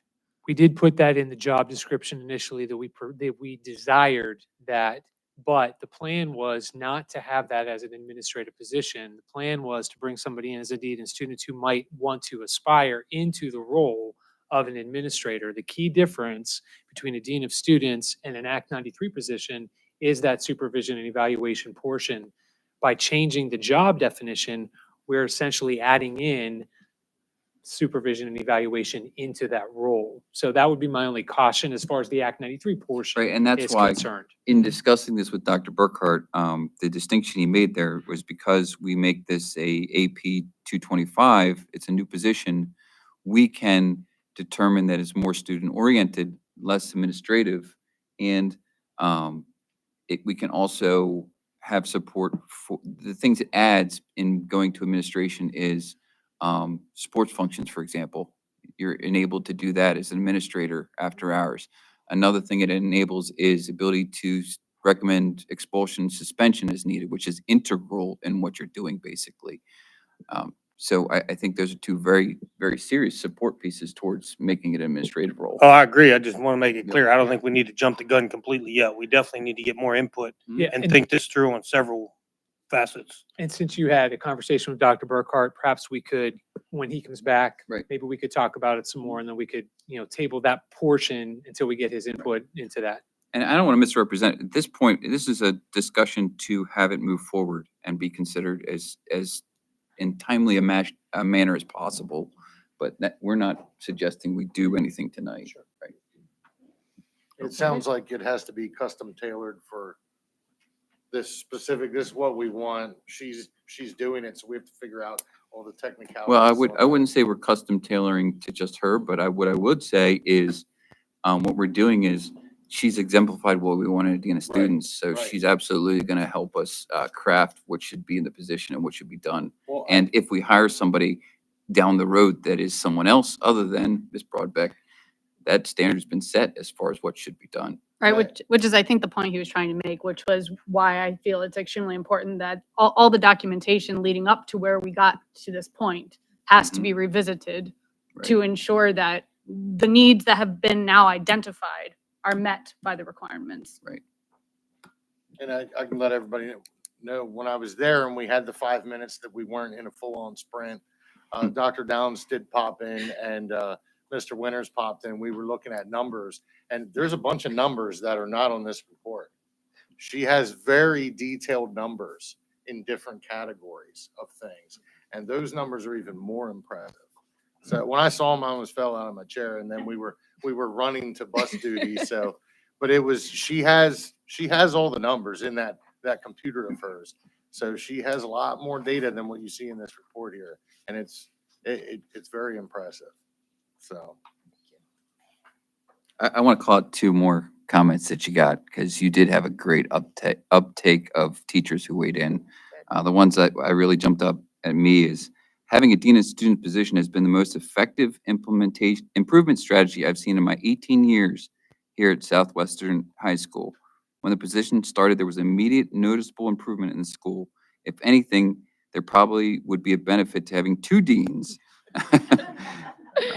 And the other one, I think having the dean of students was long overdue. I know that many of us are truly grateful we have Tasha to go to with discipline issues. The position being added, and as Tasha being the dean, is the best thing to come to Southwest in my 8 years here. So you have long-term teachers weighing in, which is really important. And not only that, but that your willingness to receive that information, good, bad, or ugly, I think also has to be identified, because not everyone would feel confident and comfortable with putting that out there. So I greatly appreciate your openness to receiving that information. Thank you. So, okay. Do we need any? We've got it? Okay. Thank you. Thank you. And if anyone does want to come run or sprint, you know, please. We may have to put in a budgetary item for a segue to keep up with you. Absolutely. Every day I'm in these. Yeah. It's so, thank you. Okay, so I do have one other item, and Mr. Lady alluded to it earlier, and that is we need some housekeeping reference to how we're going to handle our correspondence. So when I first got on the board, I asked, why do we have a correspondence section? And I was told we don't respond and we don't read them aloud. And I feel like that needs clarification. If we're going to have a correspondence section, what is its purpose? To that effect, what I'm suggesting moving forward is when we get public comment addressed to the board in letter format, if any board member wants to speak to the letter we received, generally, they should be able to do so without quoting it and reading it directly. I don't want it to turn into a chat session, a chat room, whatever, but I feel like we should reference that. We shouldn't just let it fall to the wayside with no response. So if any member wants to paraphrase, and if they do reference it, even if you want to say, we received this correspondence, if it's referenced, we should tack it to the end of our meetings. Mr. Mummert, I know I'm adding to your roles and responsibilities, I apologize, but I feel like that way it becomes public so that the public can see what's being referenced. That would speak to several of the misrepresentations we've faced recently, both from the Guthrie Library curator, who basically told us how to run our school. And that letter will be provided in the meetings as soon as possible so that everyone can read that. And along those lines, first off, we are agreed that that's a proper maintenance of correspondence section, or do you feel like? So point of information, are you referencing any communication, or are you referencing public comment? Public emails? comment. Because those are two Yes. very different No, things. that's an important distinction, yes, public comment. So if we receive letters mailed to us as board members, then that is not included in correspondence? So I would reference, like, for instance, the library communication we got, it was very clear. It said, please deliver this to the entire board. So when the board is given comment from a community organization and asked to be delivered to the entire board, if we don't have clarity of whether that's public comment, we should first, as administration, we should ask, is this a public comment that we're delivering to the board, or is this a private communication to the board? Okay. Right? And if we have reached that bar of this is a public communication, then we should allow members to address it and add it to the meetings for review by anyone who wants to understand it. I personally think you should just add it to the meeting minutes and call it done. I mean, because if you discuss one, where do you draw the line? Then you're gonna discuss all of them. That's my only concern with that. So I understand that. If you want to respond to it, then that's another thing. But as far as even addressing all of them, I personally think they should just be added to the minutes. And if somebody wants to read them, they read them, and that's So it. you're saying all of them get added, but If we a- can address whichever one we want. If an email comes to all of us for correspondence to address all board members, that is public knowledge, because anybody can go in and do a right to know Right. request Right. if it's a certain topic. Right. Therefore, it can just get added to meeting minutes and it's done. But you're not prescribing that board members shouldn't reference it if they want to respond? If you want to respond to it, Okay. sure. So I like that. That makes logical sense. But sometimes the correspondence doesn't really line up to the meeting. What if we, and I don't want to sign anybody up for anything, obviously, so there's just an idea, speaking it in the universe. What if on our brand new fantastic website, where we have board minutes and we have board meeting agendas and we have all that, we just have a thing that says public comment and anything that comes in just gets dropped in. If it's queryable and you're saying anybody can write a right to know, That's harder to manage in that you have the profanity filters Yeah. and everything else. Yeah, because some of the stuff we get is not always professional. Now, I will ask. But if you're for putting it on the solicitor's meeting minutes, advice it's the on same this. way. You're waiting.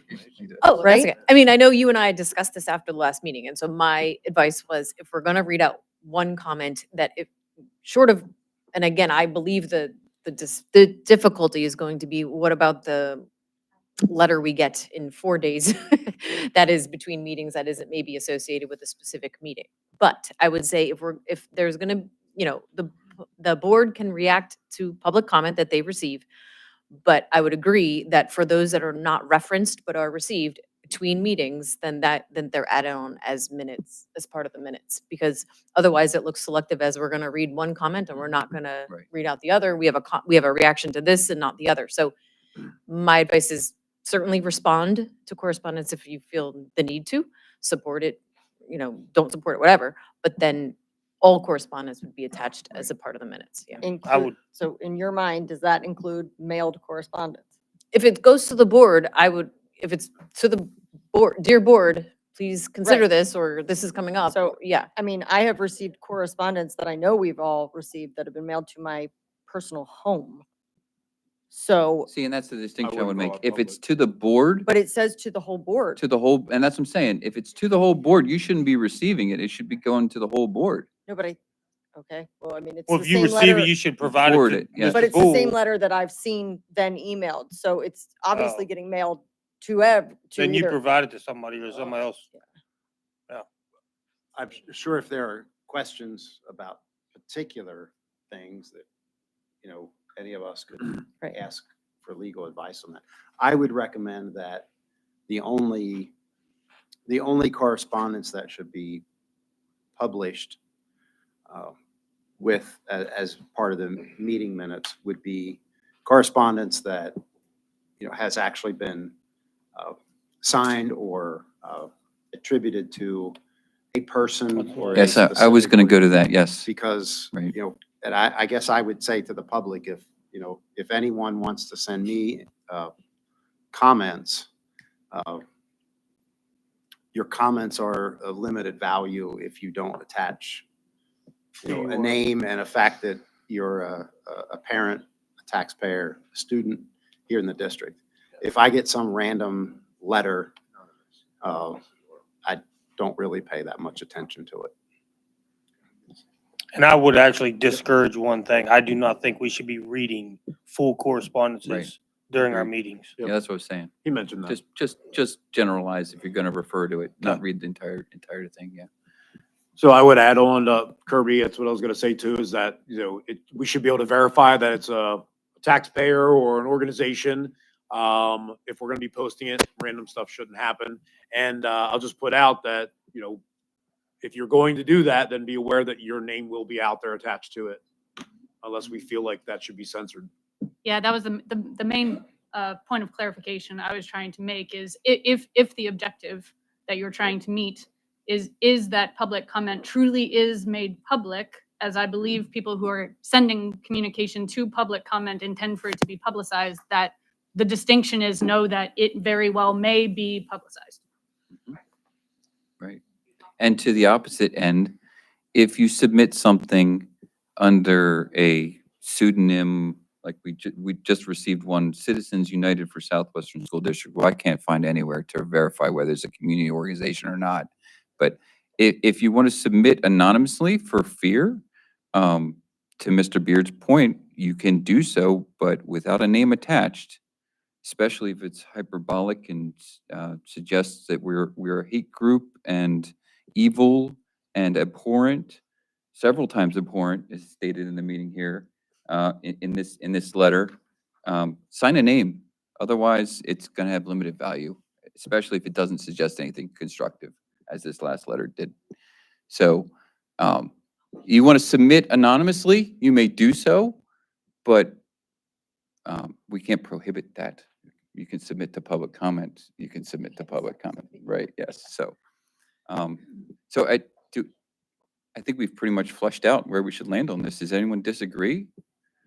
No, that makes sense to make sure you're not reading something from Right. Texas or Right. Nebraska. Right. So same prohibitions as if you were taking the microphone, and they'll be appended to the minutes. To the other point, media has pressed for what correspondence has occurred to the board, and we will be very clearly adding it to the minutes so that they can refer to it for what correspondence we've gotten publicly addressed to the board, and it'll just add clarity. So that's the only piece I had. And at this point, unless anyone has anything else, we'll go to visitors. Everyone good with that? Okay.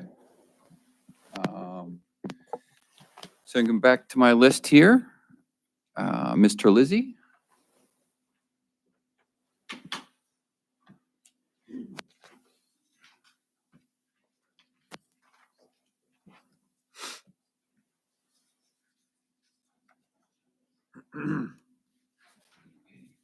I am a parent and a grandparent. I do not care what restroom my grandchildren use, nor do I care if they want to be called by a pronoun. What I do care deeply about is teaching and modeling behaviors and traits that will make them better people. Kindness, empathy, respect for others who may differ from them, in appearance, cultural practices, sexual and gender preferences. I do not care who they love, only that they love. So much time and energy has been spent in these board meetings on items like reversing bathroom policy, controlling what students read, and what books teachers can have in their classrooms. These are not the most challenging issues facing our district, but are and will continue to define us in our community and in the media. There are bigger and more compelling issues facing schools across the nation, which should be commanding our attention and action. The mental health of our students should take precedence over everything else, including discrimination based on gender identity, race, and ethnicity. What about bullying? Is that not a mental health issue? Suicide? How many youth suicides have we heard about in recent times? Are these issues not more important and urgent than restroom assignments? How about mass school shootings? Are we prepared? Think it can happen here? That's what they thought at Sandy Hook and Uvalde. Without exception, the shooters all had exhibited signs of mental illness, and most were victims of bullying. In April 2021, a beautiful young man named Zachary Kirschner hanged himself in the basement of the home he shared with his mother. He was a 15-year-old ninth grade student at Red Lion High School. He was described by many as a loving, sensitive person who was high functioning on the autism spectrum. He was gay and supported LGBTQ rights, believing that everyone should be treated equally, regardless of race, religion, or sexual orientation. He excelled in gymnastics and planned to attend UCLA, where he could continue refining his gymnastic skills. The relentless bullying he suffered in school and the inaction on the part of the school district and staff became more than he could bear, and he ended his life. Zachary's family will carry the pain of losing him for the rest of their lives. I don't believe there is any pain greater than losing one's child. Zachary's mother has filed a lawsuit against the Red Lion School District, its staff and faculty, including the school guidance counselor and the resource officer. 6 students are also being sued for relentlessly harassing and belittling him, telling him, kill yourself and do a charity, commit suicide. A study released in 2022 by the Trevor Project showed that experiences of discrimination based on one's sexual orientation and/or gender identity created LGBTQ youth trauma-related symptoms, leading to a more than 3 times greater risk of those youth attempting suicide. It is incumbent upon us to change the trajectory and develop and enact school policies that prioritize mental health wellness and foster equality and acceptance of all students. If you are biased or intolerant of LGBTQ students, I ask that you think about your own children. What will you do if one of them comes out as LGBTQ? Will you sever the parent-child relationship with them, or will you love and support them?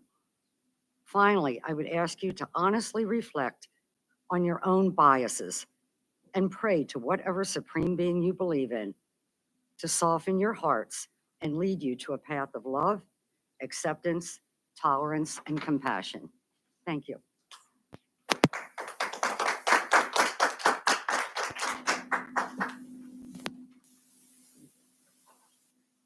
Okay, Mr. Kurtz, David Kurtz.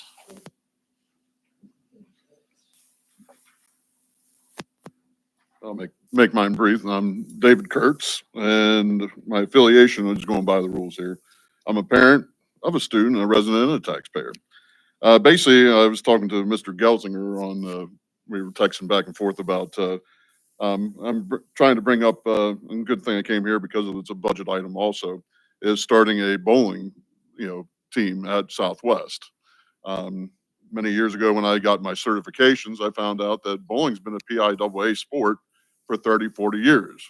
That means I was in high school, and I'm a little mad that Southwest did not have a bowling team. I played football and I ran track, but I did not do anything in the wintertime, which I bowled all the time. Been bowling for 50 years. So found that out when I went to one of my certifications over in Lancaster, and they're like, yeah, we just won state champions. Like, how long have you been doing this? This is about 10 years ago. Well, I've been doing it for about 30, 35 years. I'm like, I was in school 30, 35 years ago. So it's something that's, been going on for the PIAA. Plus it's for students, that's not the normal athlete. Myself being a football player, I had to hit the weight room 7 days a week doing whatever, because you had to do that. Whereas bowling will bring in a different student into the fold and give them a ability to wear a varsity jacket, everything like that. At Hanover Bowling Center, we do have New Oxford. New Oxford has a varsity bowling program. I guess 2 years ago they made it to the states and everything. They had one of their women students, their girls, made it to the districts and Bolden districts. We had districts out at the Hanover Bowling Center this year. So there's a lot of things there. Plus, since we're talking about budget, it's very inexpensive. I know the Bowling Proprietors of America, York County edition, have certain things that they go to the boards and make it easy on them. I can't speak for them because I'm not a board member on that, but I know from the inner workings, it's very inexpensive. Plus, they get their own bowling balls, everything. It's, all you're basically paying for is transportation to the different bowling alleys.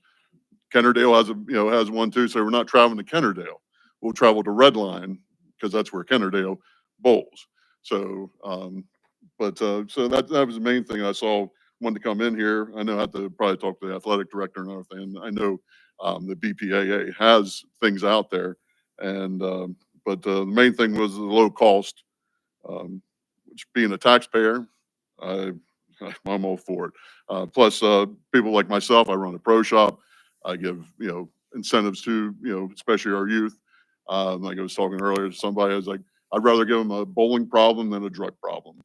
And I subsidize all of our youth in our leagues out at Hanover Bowling Center with free bowling balls, stuff like that, whatever I can donate.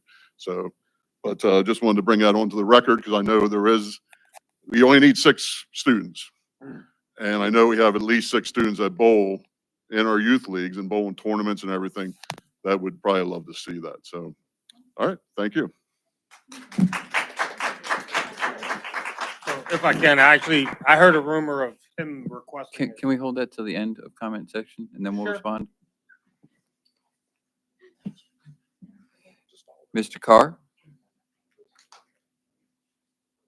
Stephen Carr. I'm a taxpayer and a student. I'd just like to add on that why not add assistant to the dean of the students? I mean, this district is growing, the school is growing. I mean, as much walking as just 1,500 steps or more. I mean, we got 2 level floors, a cafeteria. Why not have one assistant upstairs and the dean of students downstairs? The other thing I would like to add was like to the correspondence. Why not just state the person who is corresponding and do a bullet point of the 5 most important points that the person pointed out in the correspondence? Make it easy and simple. The second one I would like to add is why Ms. Weaver said that the 123 policy of Scholastic right now says that all boys and girls are equally protected. While I do not agree that our individual makeup is not equal, but we all are created equal by the Creator, as in our Declaration of Independence said. And the reason, and I was doing some research, and schools do have co-ed sports with the exception of a contact sport. And the reason why that is because, well, for one, our makeup, men has more testosterone than women, and they're more aggressive and easily to be prone to injury. And it's not equal play at all. So while the distinction of the regular should be, it's sex and biological makeup, I totally agree with the new one. Thank you. Thank you. That concludes everyone who signed up. Anyone else care to take her? Yes, ma'am.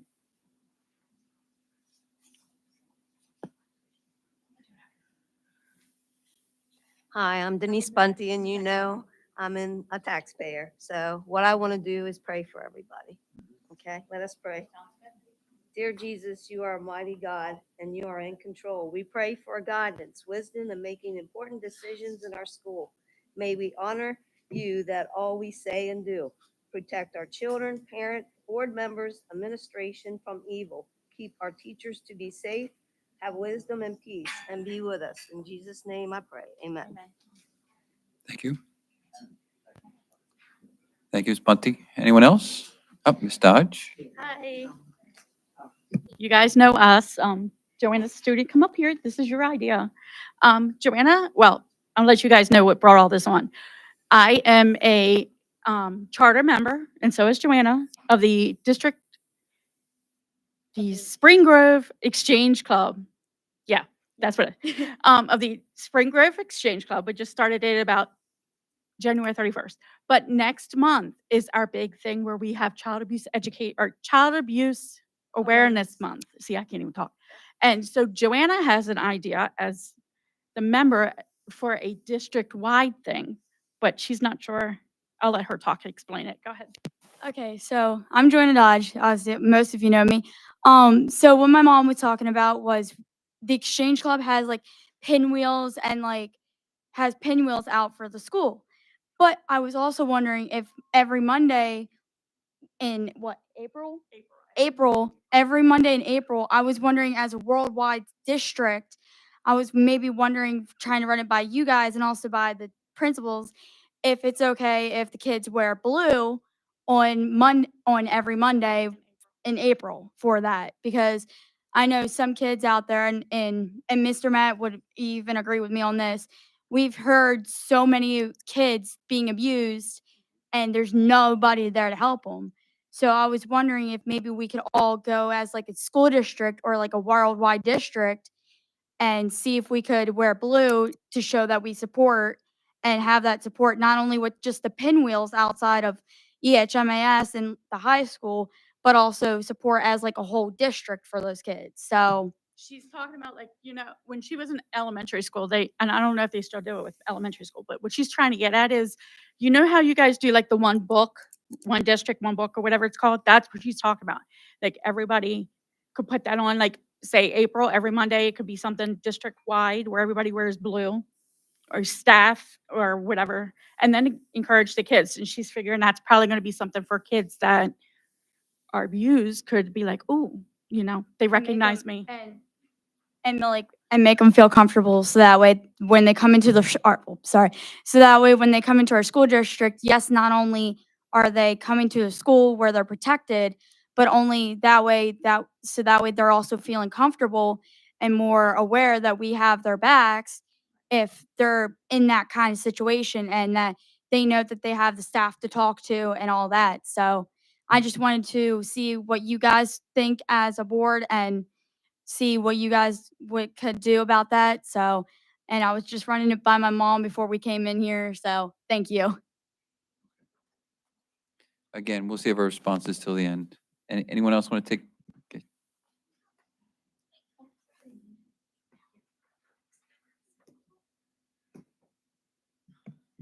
Hi, I'm Emerald Funk. I'm a senior at Southwestern High School. There's a few things I wanted to comment on. You guys talked a lot about music budget. And as a person who's been in music since elementary school and a little bit before then and has done music outside of the school, I'm in York County Honors Choir. I've been very involved in it. I'm in Triumph Music Honor Society. Instruments cost a lot of money, lots of money. And also, especially on elementary level, students aren't necessarily very nice to the instruments that are school loaned. For example, pianos, right? Big hundreds of thousands of dollars grand pianos. I had a kid in my voice class last year try and hand pluck the strings on that piano, which could have caused irreparable damage and made that piano no longer be able to play in tune for the rest of its lifespan. So there's a lot of stuff to consider when it comes to that. And like Mr. Lighty said, you don't want to ruin the experience of a child because they want to figure out different instruments or because a bowstring was damaged and they couldn't fix it because you ran out of budget money. And we have a lot of instruments as a district. We have a huge band program. A lot of those instruments end up traveling, especially when we go to like places like Virginia Beach. Those instruments travel. They need lots of protection and cases and all. There's a ton of other stuff. Pit dads are wonderful with that kind of thing. But I would just consider keeping that budget up so that the music program can continue to flourish. Another thing with the Guthrie Memorial Library, I would encourage you to not completely pull a donation because right now it seems like we're discussing a lot of hypothetical money. We're talking about information that you got from the Evening Sun. It's a news outlet, but it's also not the best place to source your information from, especially when it comes to money donations. Those things are kind of hard to track. I would recommend not creating a bystander effect as a district because if we're going to say, oh, well, we're relying on Mannheim because they're paying for it or they're doing this or whatever, it's going to be a thing, well, someone else will do it so I don't have to. That kind of thing. It's going to create kind of the wave where then no one's going to end up contributing because someone did it in the first place. So I wouldn't remove that. And a lot of students at the school here access the Guthrie. Sometimes the libraries here access the Guthrie to get books that might not be in our libraries. There's a lot of good stuff that Guthrie does for the community as a whole, including Southwestern District. So I wouldn't pull that completely. And I want to thank Ms. Weaver for mentioning a lot of great stuff for the students and encouraging a lot of good stuff. Another 1 minute. Oh, you ate your 5. but Oh, you okay. can just wrap up. Oh yeah, that's about it. Thank you. Okay, thank you. That was quick. Thank you.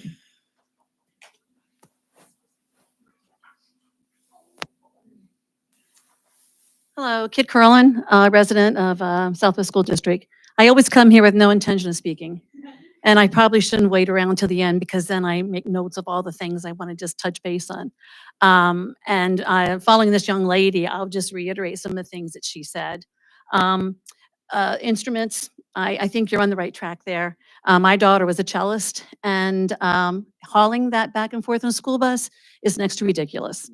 If it wasn't for Mr. Kuntz having his supply here, it would have been a really difficult feat for her. Actually, when we bought a car for her, it had to fit in the back. So we ended up with a RAV4 instead of a much cheaper car. That being said, the library, I am afraid there are some biases here. And I was at your meetings and I do not get any of my information from social media, just to make that clear. I felt a little offended at our last meeting that it was assumed by some on our board that that's where our information is coming from. I'm getting my information from you. I'm trying to come to more meetings and be prepared and learn. And I do hear some bias here, and I'm afraid that we're offended by this letter that we got and that the librarian stood up and spoke. But the library gives a whole lot more than just books. My kids and my grandchild participate in our summer reading program. So it's available all summer long. My husband does research there. I don't know what this is all about, World War II, but they have a Pennsylvania historical room in the library. Information you can't get a lot of other places. So I would like you to really reconsider that. I know it's a budget. I know you have to find cuts and you want to keep our taxes down, and I appreciate that. I really do. But I do want you to consider that. I do have a question, and I'm assuming you can't answer it. And I don't want to assume, but policy 123.1 was based on special counsel. Would that be ILC? Is that who special counsel is? Did they then write this policy for us? Or is this a policy that our committee actually wrote and then they approved? I would like that answered, if possible, at the end of the meeting. That's all for today. Thank you. Oh, and I have to say, 3 cheers for Tasha Broadbeck. She's a wonderful woman. She taught my son since 1st grade in special education. And I know she's just doing a wonderful job up there. And I'm so glad you recognized her and are considering to make that a permanent position. Okay, thank you. Anyone else?